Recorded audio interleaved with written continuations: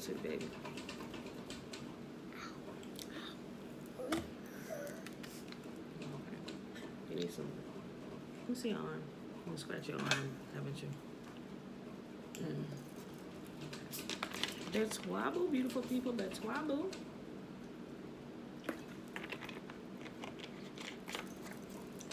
Wobble, but Wobble. Happy birthday, TT. Happy birthday. I know I just sang it to you, girl. But Wobble, Tiffany, but Wobble. Give me that Vaseline out of here. You look like Vaseline.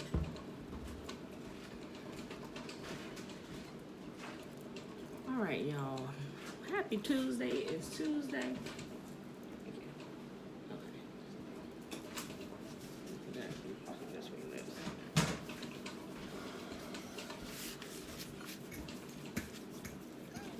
Okay. All right, y'all. You good? All right, y'all. Happy Tuesday. It is May the 5th, 2020, day 138 of year 2 of reading through the book of instructions and the prophets. Today we are in Nehemiah, Nehemiah 4, 5, and 6, y'all. Look, when we get to Esther, we gotta add the chapters from Esther too. I gotta read those, see the ones that weren't added, because it goes into more detail about what happened at the gate with Mordecai when he overheard two guys that wanted to kill the King Artaxerxes and everything. I was like, oh shoot, all this should have been left or should have been added, but they just kind of pulled pieces out and summed it up and just left the rest out. But all of it should have been in there. Okay, but we're gonna get right to it. I ain't gonna run my mouth today. Nehemiah 4, 5, and 6. But it came to pass when Sanballat heard that we built the wall, he was wroth, and took great indignation and mocked the Jews. And he spake before his brethren and the army of Samaria and said, What do these feeble Jews? Tiffany, I'm reading your comment. Hold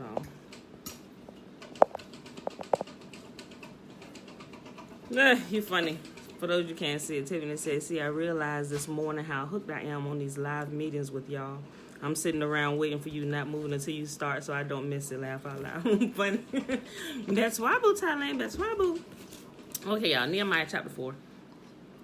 But it came to pass when Sanballat heard that we built the wall, he was wroth, and took great indignation and mocked the Jews. And he spake before his brethren and the army of Samaria and said, What do these feeble Jews? Will they fortify themselves? Will they sacrifice? Will they make an end in a day? Like, are they going to build this thing in a day? Like, they're going to get it built just shortly after a month's time. But they're mad because they think they're going to come back in and take over. Will they revive the stones out of the heaps of rubbish which are burnt? Now Tobiah the Ammonite was with him, and said, Even that which they build, if a fox go up, he shall break down their stone wall. So he pretty much saying, he said, what they building is crap. If a fox get up there and run across, it's gonna break their wall down. You know, like he mocking them, standing out there trying to make them afraid. Hear, O Yahuwah, for we are despised, and turn their reproach upon their own head, and give them for a prey into the land of captivity. And cover not their iniquity, and let not their sin be blotted out from before thee, for they have provoked thee to anger before the builders. So built we the wall, and the wall was joined together unto the half thereof, for all the people had a mind to work. Wrench. Yeah. Love it. Okay. So we built the wall, and all the wall was joined together unto the half thereof, for the people had a mind to work. So they joined the wall where it had gaps inside of it. Trina, Betwabu. But it came to pass when Sanballat and Tobiah and the Arabians and the Ammonites and the Ashdodites heard that the walls of Jerusalem were made up and that the breaches began to be stopped, they were very wroth, and conspired all of them together to come and fight against Jerusalem to hinder it. Nevertheless, we made our prayer to Yahuwah our God and set watch against them day and night because of them. And Judah said, the strength of the bearers of the burdens is decayed, and there is much rubbish, so that we are not able to build the wall. What's wrong? You okay? Okay. And conspired all of them together to come and fight against Jerusalem and to hinder it. Nevertheless, we made our prayer unto Yahuwah and set a watch against them day and night because of them. And Judah said, the strength of the bearers of the burdens is decayed, and there is much rubbish, so that we are not able to build a wall. Meaning, it was in such bad a condition that and it was so much rubble that the people were getting discouraged. It was like, we are not going to be able to finish this. Look at all of this. We need more help. And our adversary said, they shall not know, neither see, till we come in the midst among them and slay them, and cause the work to cease. And it came to pass that when the Jews which dwelt by them came and said unto us 10 times, from all the places whence ye shall return unto us, they will be upon you. So they pretty much said that, hey, look, they plotting on y'all, and they gonna come down here and try to stop this, and they gonna kill y'all. So there are people who live close by Tobiah and Sanballat. They overheard what they were plotting on to do, and they kept hearing it. And every time they heard it, they went back and told Nehemiah what they was plotting on.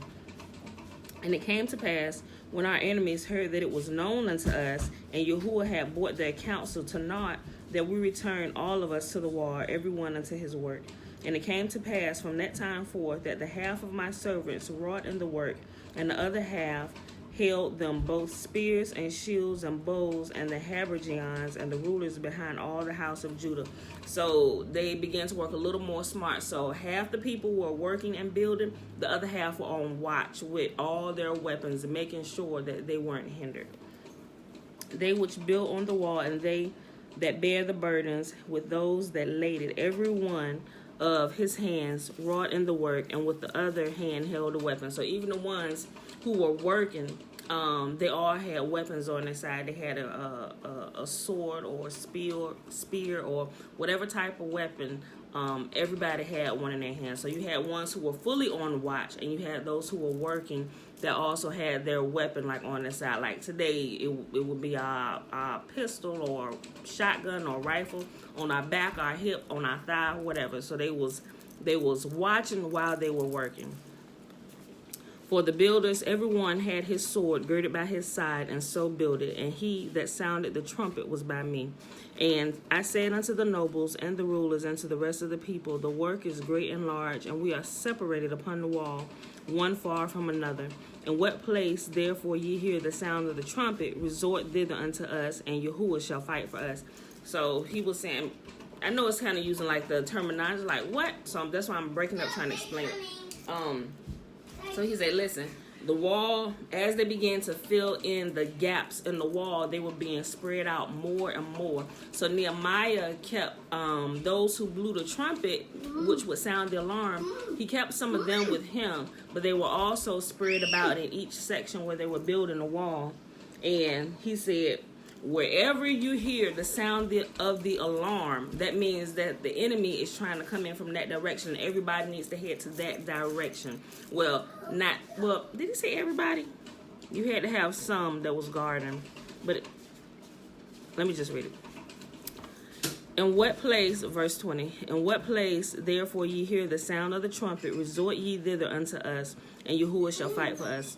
So we labored in the work, and half of them held the spears from the rising of the morning till the stars appeared.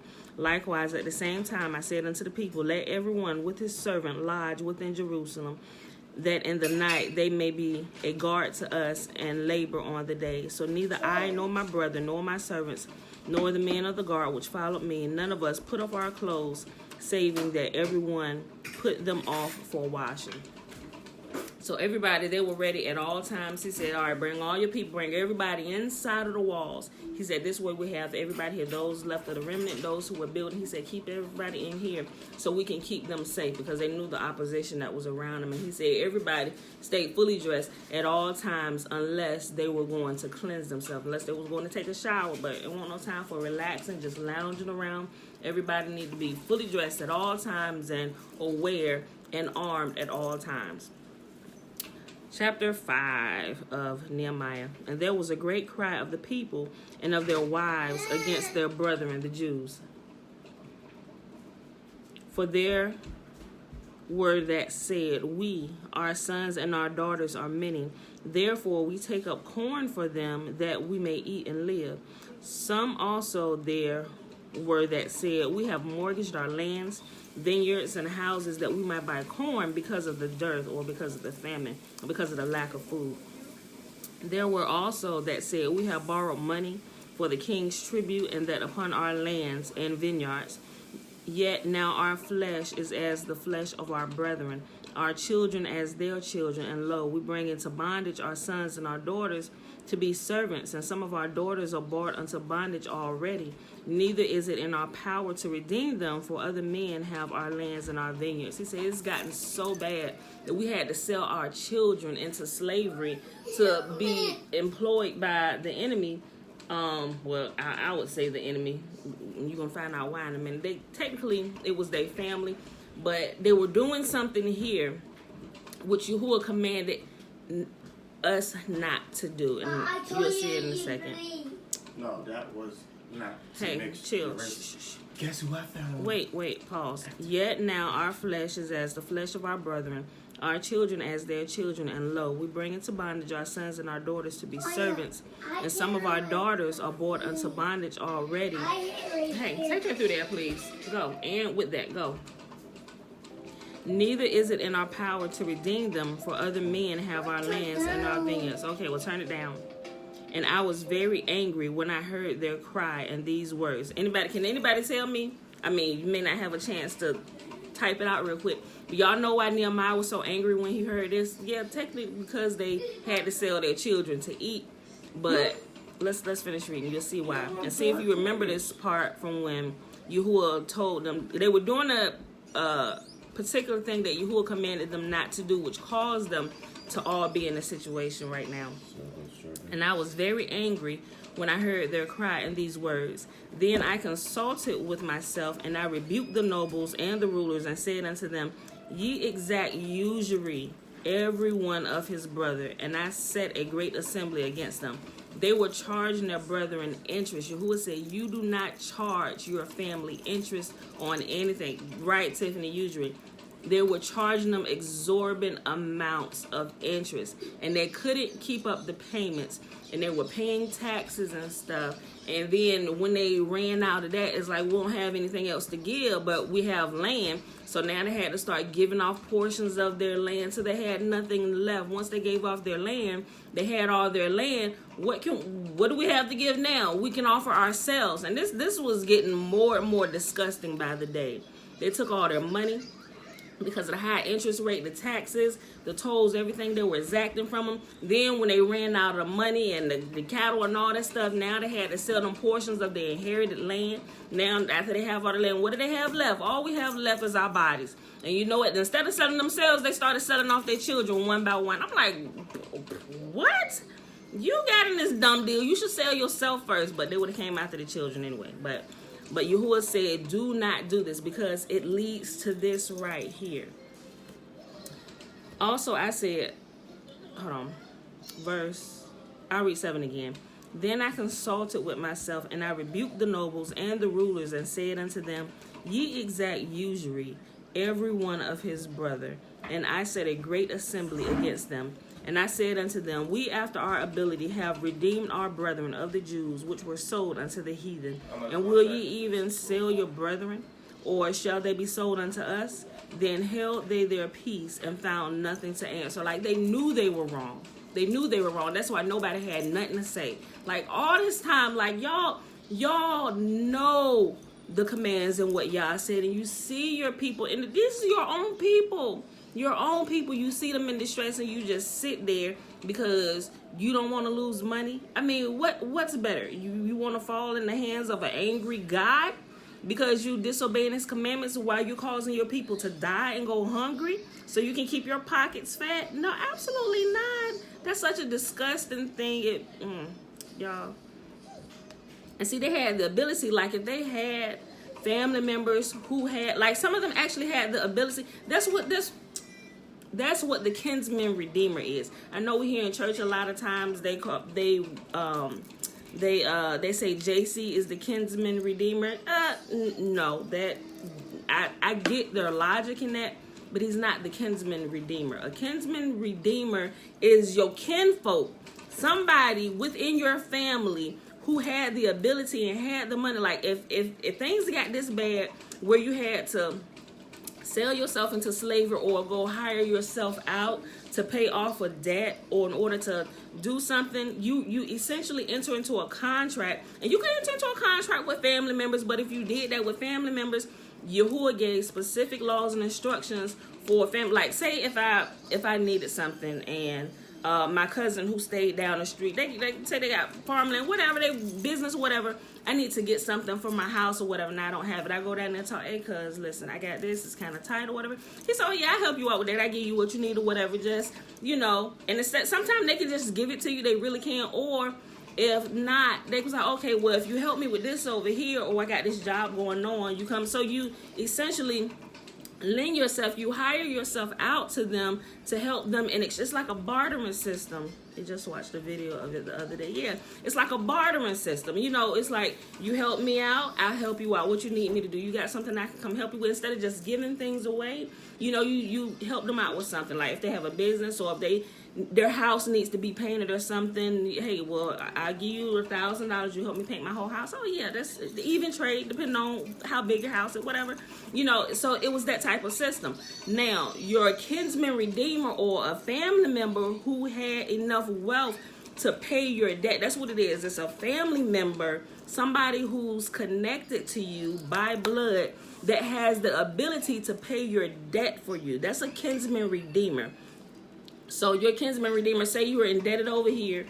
Oh, okay. Say you can sell yourself to a family member or to a heathen nation, somebody who wasn't family, if they decided to help you out. Now, so say you lend yourself to their service. Say it wasn't a family member. Say you lent yourself out to a friend down the street or somebody you don't even know, but they had work or whatever.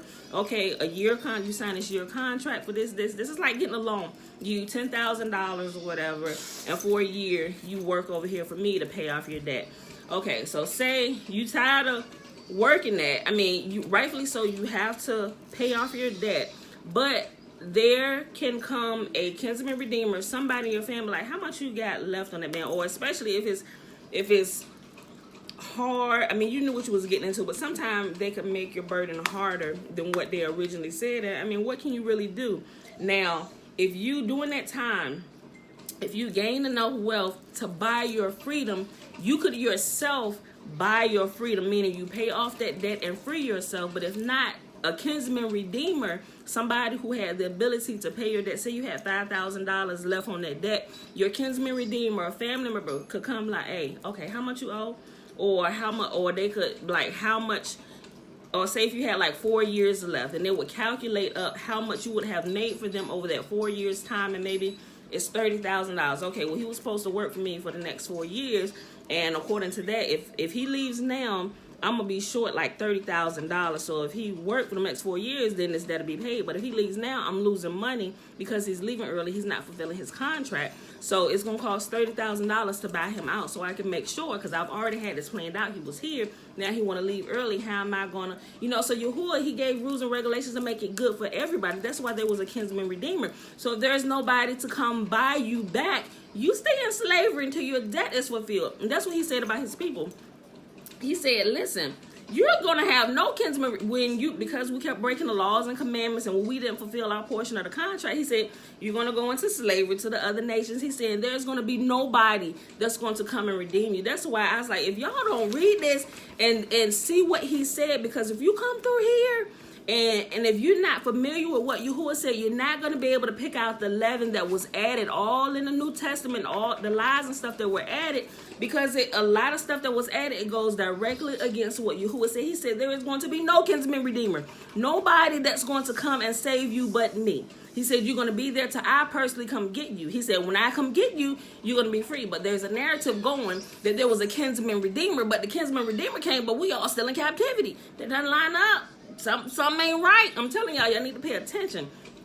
So that's the purpose of the kinsman redeemer. When the kinsman redeemer shows up, the people are set free. Physically, mentally, spiritually, financially. Do we see that happening today? We still the folk of this land that's treated the worst. A lot of our people are in bondage, in slavery. I mean, we are not our kinsman redeemer, and don't crucify. Like I said, y'all gotta go read this. But if you don't read it, you don't know what Yahuwah said. You're gonna stay blind, and you're not gonna be able to see those things that were added. That's why I say, please read this. But he has not redeemed us yet. We're still fulfilling that sentence, what he said was going to happen. He told Abraham about it all the way back in the day. Mommy. And for real, it wasn't that long ago, y'all. Yes, they done screwed with time. Yes, baby. Okay, give me 1 second. I'm almost done.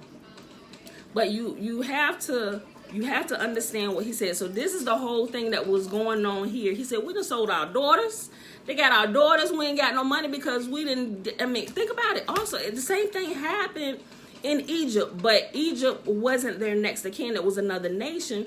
And think about it. They sold Joseph into slavery, told their daddy, oh, Joseph was eaten by a wild animal. Here's his garment with the blood. They had the goat's blood on it and everything. So what happened? When the famine came into the land, and, you know, Joseph, we know the story. Joseph's like, guys, there's water under the bridge. Y'all knew what was going to happen. He knew the famine was going to come to the land. So he's sending me here by way of you guys selling me through your bad attitudes and jealousy of me.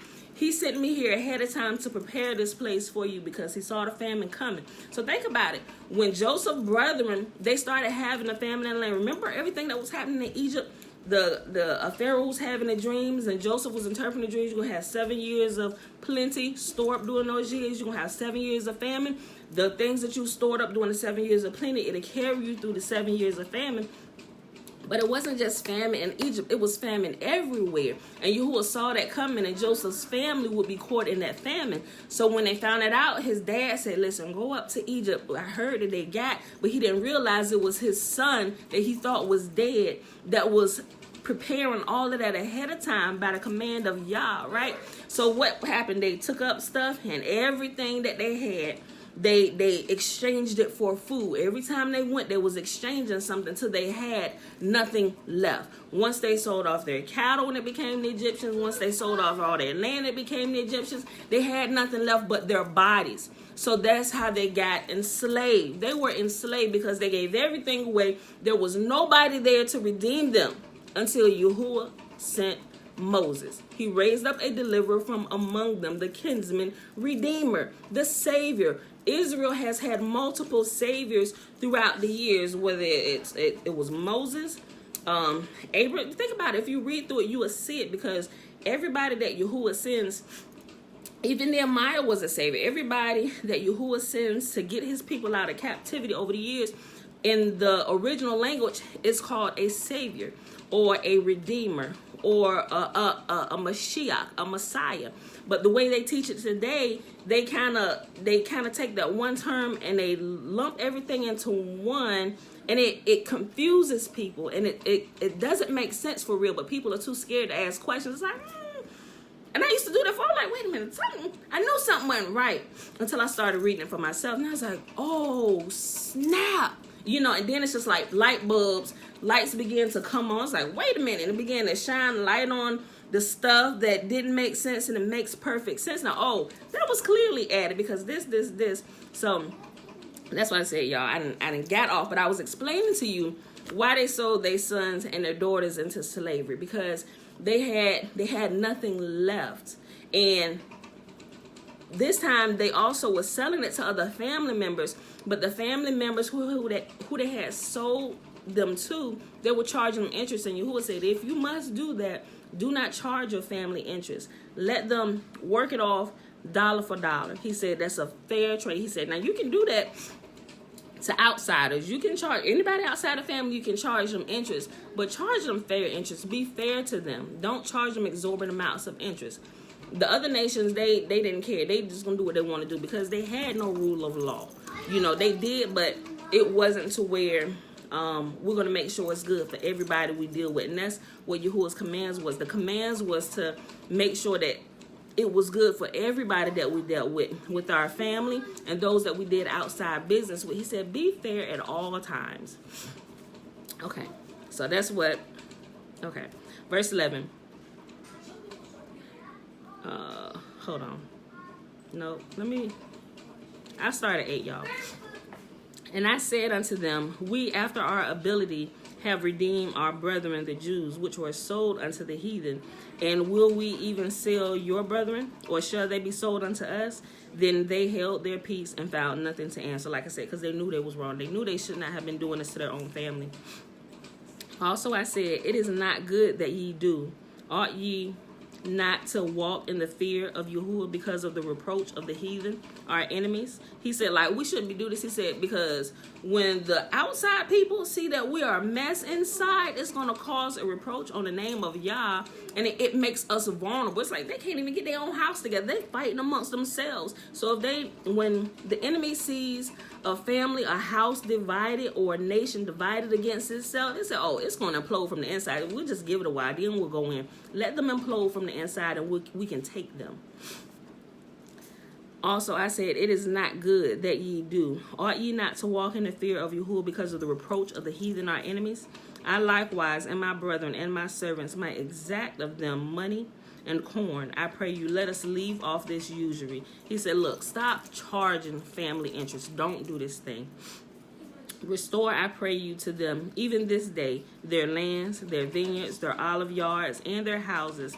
Also the 100th part of the money and of the corn, the wine, and the oil that ye exact of them. He said, all this interest you done took from them, everything, the land, the food, the cattle, everything, give it all. Everything that was considered interest, give it back, every single dime.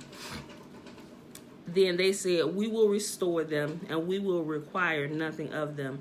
So we will do as thou said. Then I called the priests and took an oath of them that they should do according to the promises. The priest was doing it too. As you start sinning from the head, the priest doing it, you got the whole nation sinning. Because if the priest had been doing what's right and walking in it, they would have stayed on the people that we're not to do that. But the priest was out of order too. I also shook my lap and said, so Yahuwah shake out every man from his house and from his labor that performeth not this promise. Even thus he be shaken out and empty. And all the congregation said, Amen, and praise Yahuwah. And the people did according to this promise. Moreover, from the time that I was appointed to be their governor in the land of Judah, from the 20th year, even unto the 32nd year of Artaxerxes the king, that is 12 years, I and my brethren have not eaten bread of the governor. He said, so for this whole time, I didn't even, although I had right to take the food from the king's palace, he said, I didn't, because I'm here with you. Everything that you experience, I'm going to experience too. We're going to go through this together. I'm not going to go and exact my right. He said, I can go and I can go eat good. I can leave y'all here, but I'm not going to do that. A good leader, a good governor would not do that. Go and make sure I'm all good, nice and fat and clean while y'all here suffering. He said, no, we're going to work through this together, Moreover, from the time I was appointed to be their governor in the land of Judah, from the 20th year, even unto the 32nd year of Artaxerxes the king, that is 12 years, I and my brethren have not eaten the bread of the governor.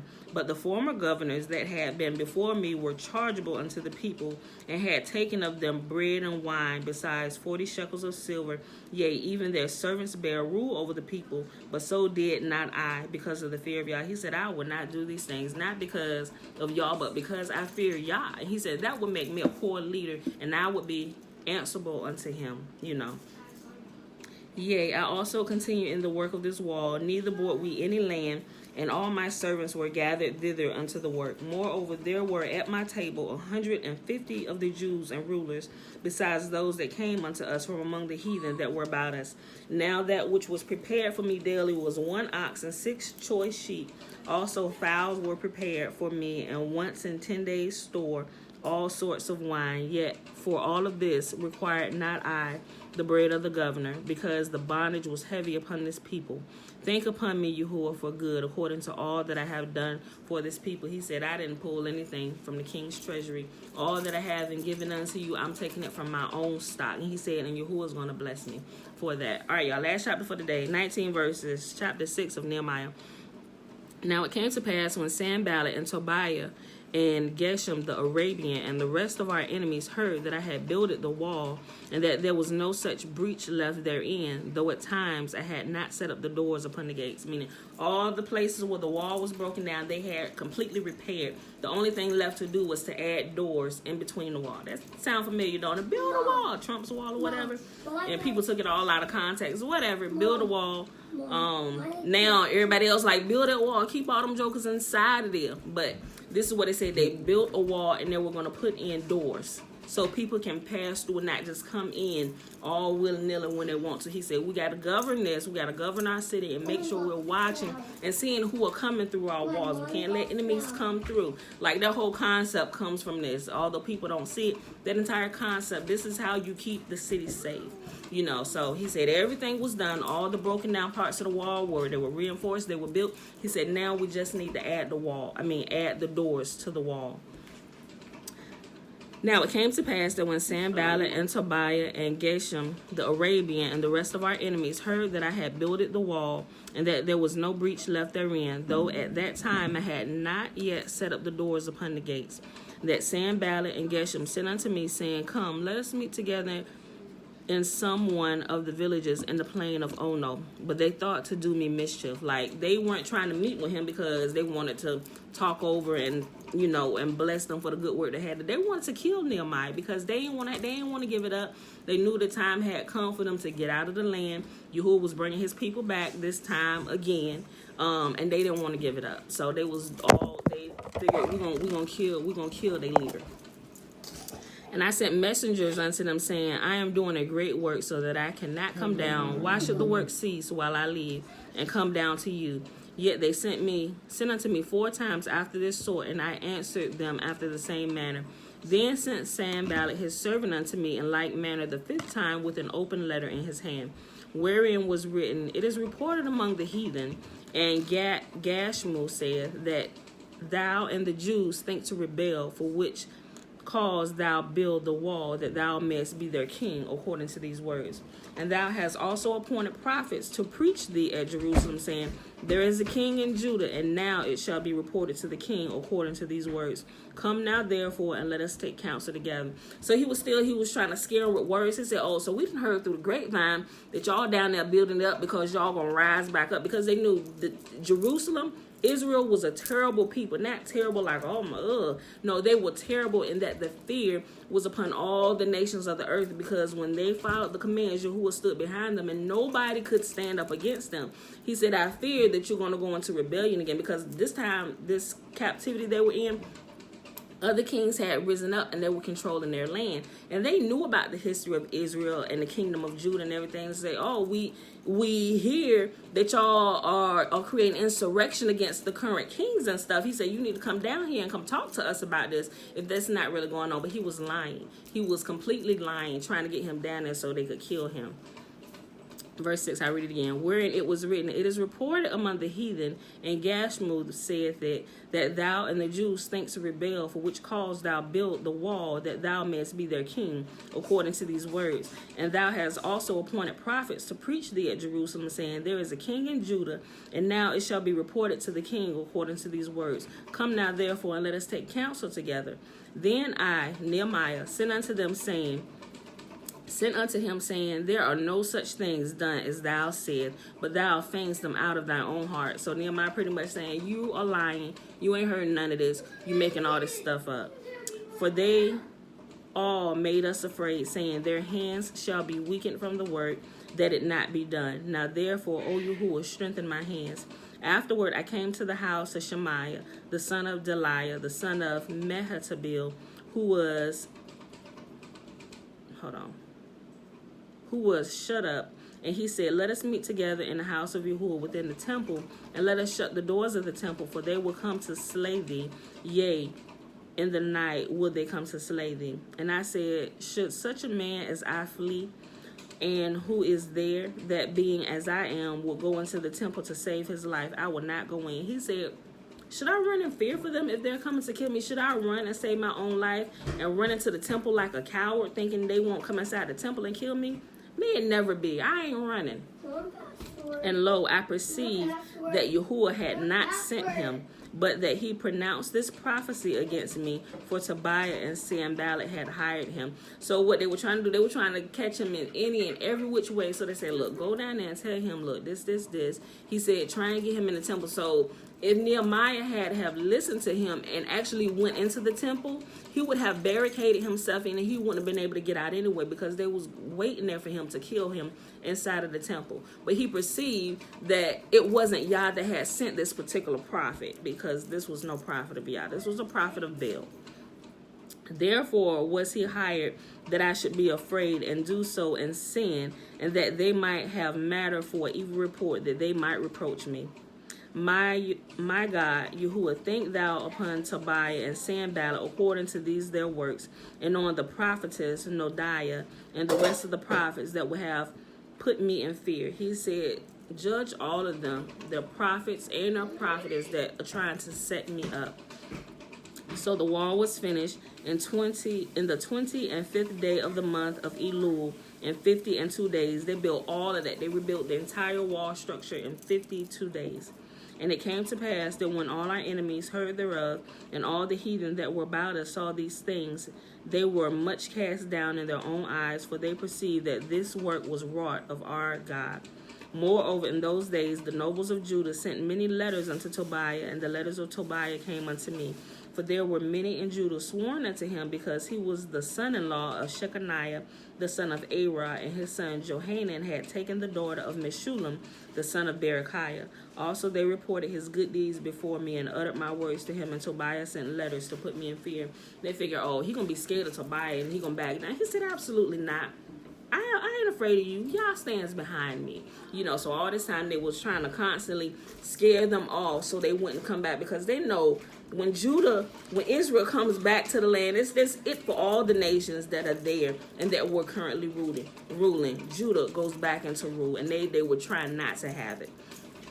All right, y'all. So that was our reading for today. Nehemiah 4, 5, and 6. And we'll finish this, not tomorrow. We got a couple days because it's 13 chapters. But remember, we're not going to go right into Esther. We're going to read, by y'all request, we're going to read the missing books of Ezra. Remember, Nehemiah is technically the second book of Ezra. So it's Ezra 1, Ezra 2, Ezra 3, and Ezra 4. So after we finish Nehemiah or second Ezra, we're going to read third Ezra and fourth Ezra.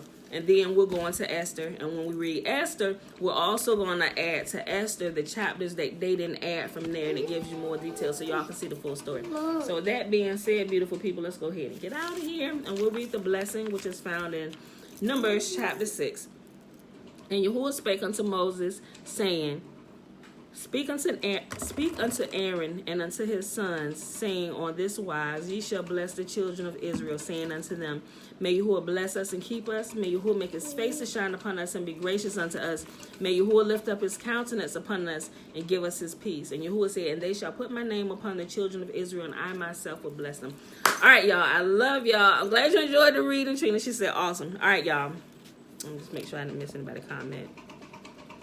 They're still doing this in some parts of Africa. I didn't see that, Tara. You were talking about the selling the sons and daughters right into slavery. Yep, they absolutely are. They absolutely are. Still doing some of this stuff. Okay, y'all. I was just checking through the comments, make sure I didn't miss anybody's comment. All right, y'all. I love y'all, and I see you. Yes, okay. All right, Tara. I see y'all bright and early in the morning. Bruce.